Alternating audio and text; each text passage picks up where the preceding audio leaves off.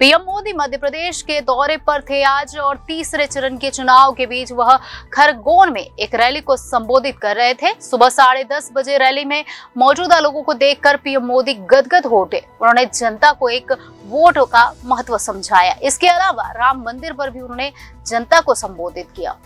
लोकसभा चुनाव के लिए चल रही तीसरे दौर की वोटिंग के बीच पीएम मोदी मध्य प्रदेश के खरगोन पहुंचे हैं। इससे पहले उन्होंने अहमदाबाद में वोट भी डाला। इसके बाद वह खरगोन के लिए निकले। यहां पहुंचकर वह भीड़ को देखकर गदगद हो गए। जनता को एक वोट का महत्व समझाते हुए उन्होंने वोट देने की अपील की। प्रधानमंत्री नरेंद्र मोदी खरगोन पहुंच गए हैं। उन्होंने कहा कि भाजपा की सरकार ने मध्य प्रदेश को नई और गौरवपूर्ण पहचान दिलाई है। मैं आज आपसे विकसित भारत के संकल्प के लिए आशीर्वाद मांगने आया हूँ।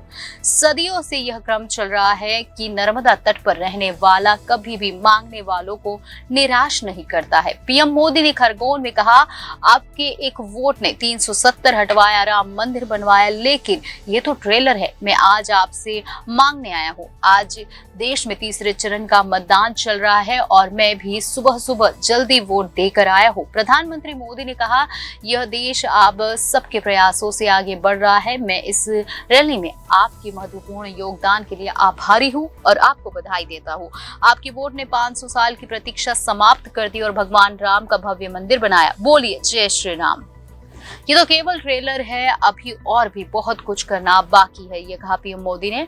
आगे उन्होंने कहा कि इंडी गठबंधन पर निशाना उन्होंने साधा। पीएम मोदी ने कहा कि उन्होंने आपके सुख दुख की परवाह नहीं की। भारतीय कहावत है, अपना काम बनता। आगे ये कहावत को पूरा करते हुए कांग्रेस हताश और निराश है, ये उन्होंने कहा। वो कह रहे हैं कि मोदी के खिलाफ वोट जिहाद करे। क्या भारत में वोट जिहाद चलेगा या फिर राम राज्य? कांग्रेस आपकी संपत्ति पर नजर रख रही है। वे आपकी संपत्ति का एक्सरे करने का प्रयास करेंगे। मैंने कांग्रेस के दिमाग के एक्सरे को अच्छे से समझ लिया है, ये कहा पीएम मोदी ने।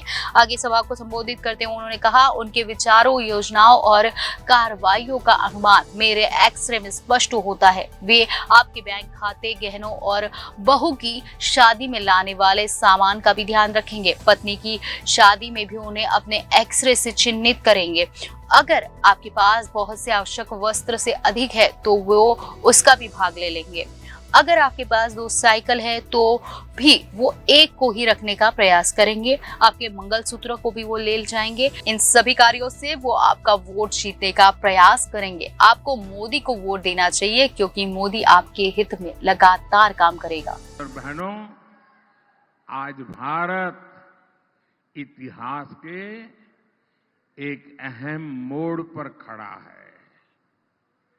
आपको ये तय करना है कि भारत में वोट जिहाद चलेगा या राम राज्य चलेगा।